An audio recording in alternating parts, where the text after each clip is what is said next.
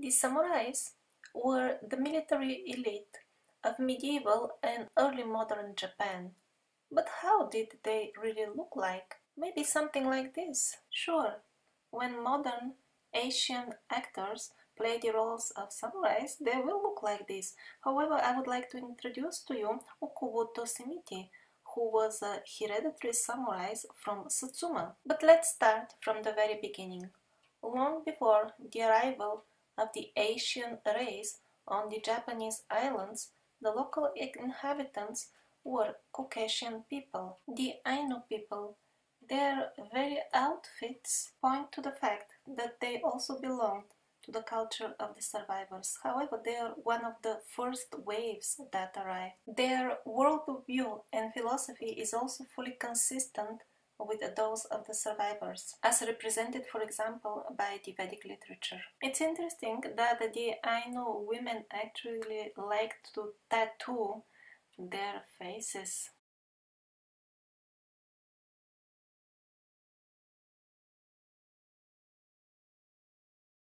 This is a Portuguese world map dated at the year 1623, and the maker considered Japan to be a Christian country. That is why he placed this big cross over the Japanese islands. And it's not the only one. The island, which is nowadays called Hokkaido, had a different name in the Middle Ages, and the name was Jesu, which sounds like Jesus, the Slavic name of Jesus Christ.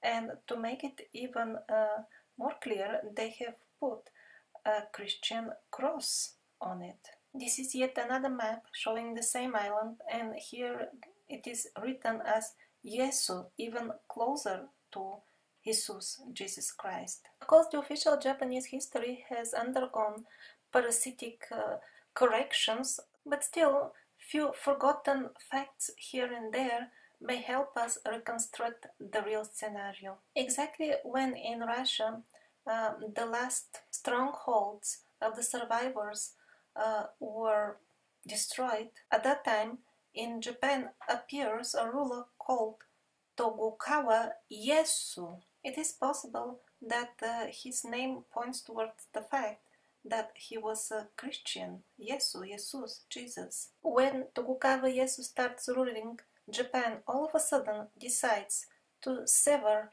all connections with the external world and remain a completely closed country. Most likely the defeated survivors from Siberia sought refuge with their brothers in Japan. According to the official history of Japan, at that time the country was greatly influenced by the so-called Rusui, which sounds very similar to Rusi, which means in Slavic languages Russians. However, they conveniently escaped giving details where did those Rusuis come from. The center of the Rusuis was Edo, and we see some buildings there that really don't fit in the Japanese style architecture and building because traditionally the Asian population of Japan used to construct their buildings out of wood, not stone. The choice of material is not the most important. Most importantly, we see how in the history of building in Japan, all of a sudden, without any prior evolution, we see full-fledged, elegant, polygonal, megalithic stone masonry, which is a distinct signature sign, so to say, of the survivors. That's how they built their buildings all over the world. This is St. Petersburg, Russia. This is Saxe-Herman in Peru. This is Norba, Italy. Polygonal megalithic masonry is a very peculiar building style where each stone is unique, of unique shape, and yet fits all the neighboring stones with amazing accuracy. The chance that this building style has evolved independently at various locations all around the world is very close to zero. On the last three photos, a part of the megalithic wall is shown where it has been destroyed and subsequently renovated in a very poor fashion, with mud in between. But these photos are important because on them we can see how the stones look inside the wall and how they perfectly fit each other in a very complex and curved surface. Another example, this enormous megalithic stone is part of the Osaka castle.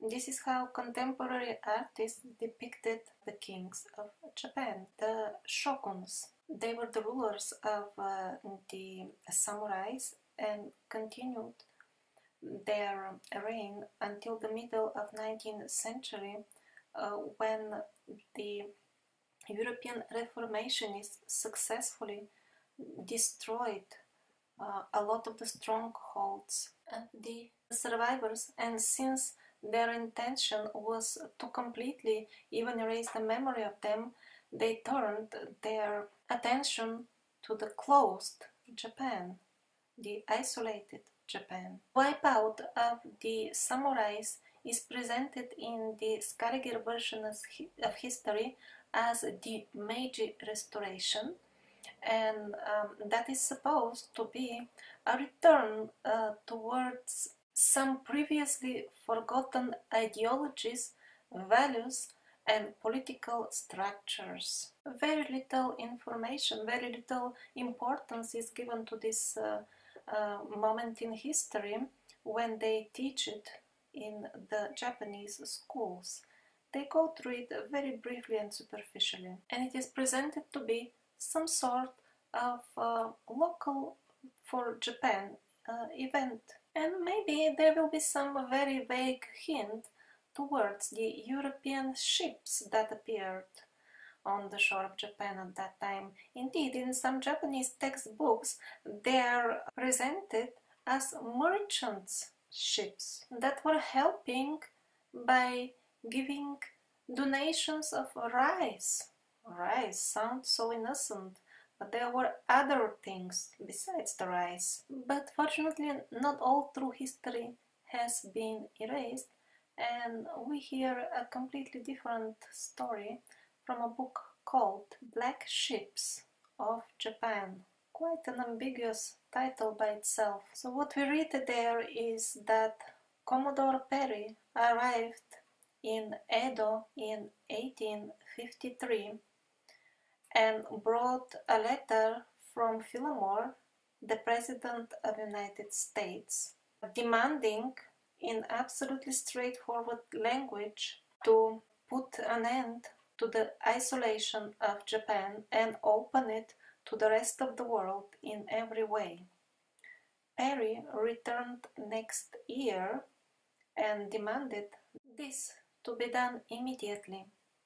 The people of Japan did not wish to step back from their way of life, from their tradition and ideology. However, the story continues, they changed their mind after they encountered the English military force. Well, as a result of this military encounter, the samurais were defeated and the Japanese society was forced to accept the Western way of life and to reform their traditional views. The last group of samurais was killed in 1868 in the town of Aizu Wakamatsu in northern Japan. Nowadays, in the castle of Aizu Wakamatsu, there is a museum. In this museum, there is a huge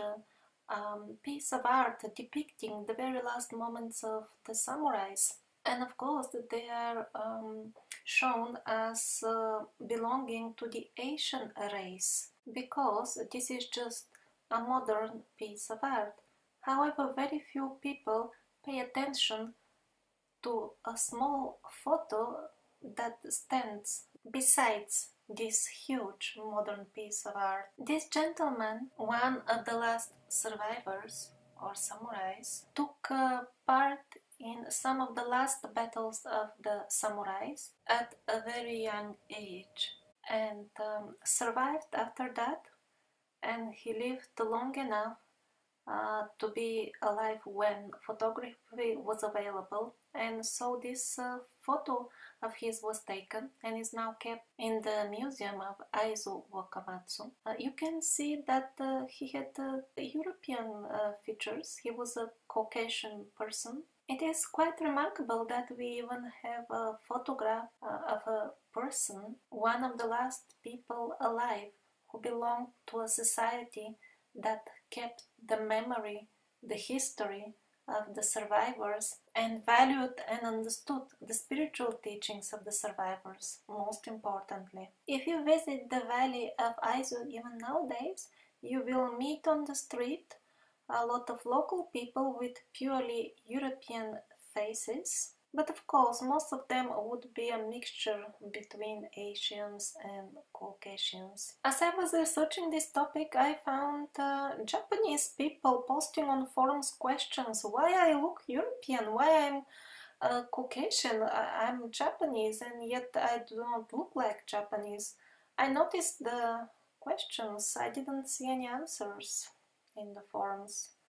We also see the crescent symbol on the head of the samurais, which was one of the main symbols of the empire and the culture of the survivors. And this is an authentic, genuine samurai outfit. The crescent symbol can be found also all over the garments, the outfits. Actually, I will come back to this topic later on when I review the symbols of the empire of the survivors all over the world.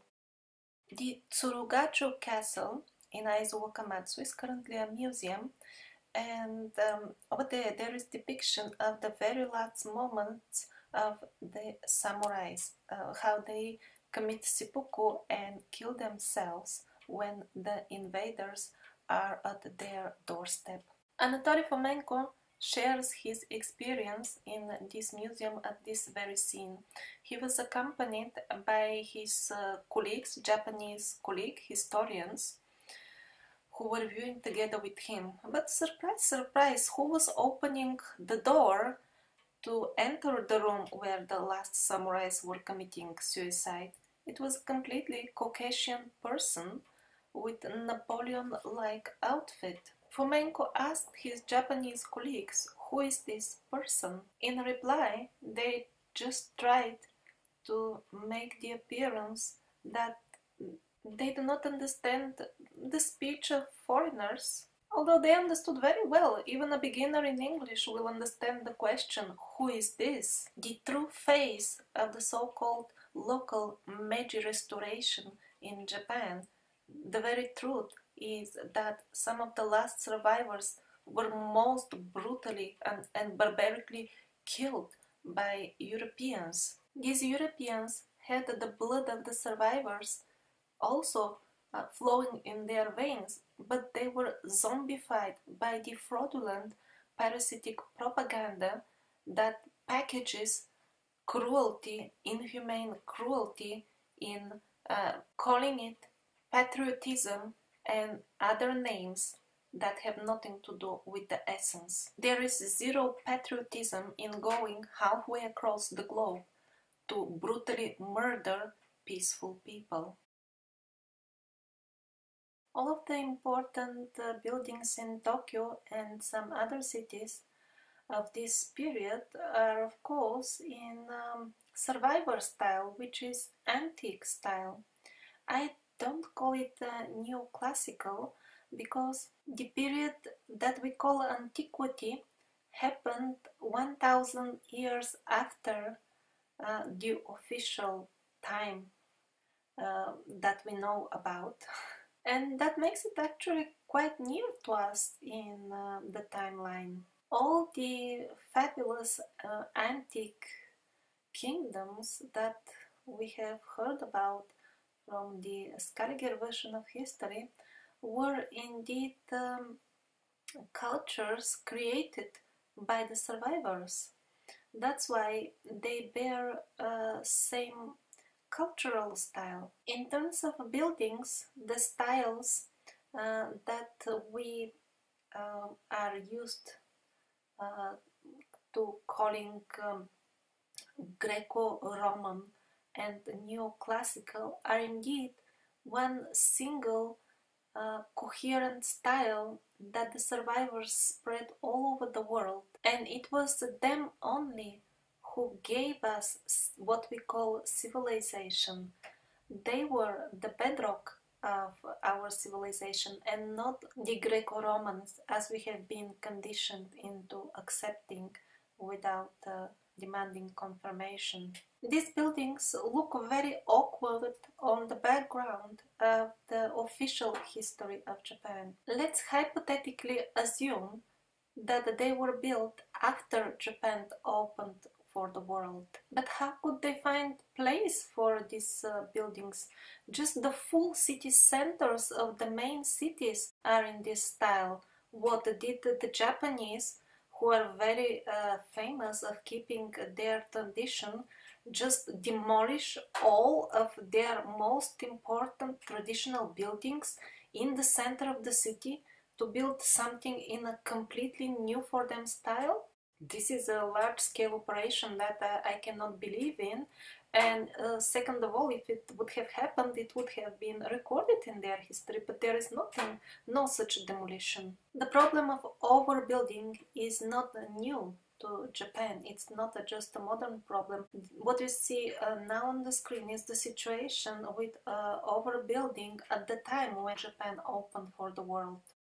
Just imagine what kind of a massive demolition must have happened in order to open the space for all these European style buildings. That is, in my hypothetical scenario, that the official version of the history of Japan is correct.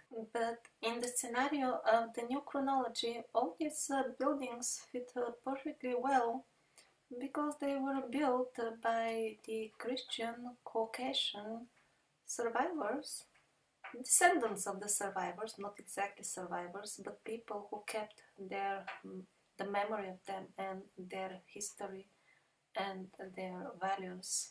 And I will revisit the topic of Japan not only when I review the symbols of the empire all over the world, but also when I review the star forts and the special standard city planning that the survivors always took with them wherever they went all over the globe.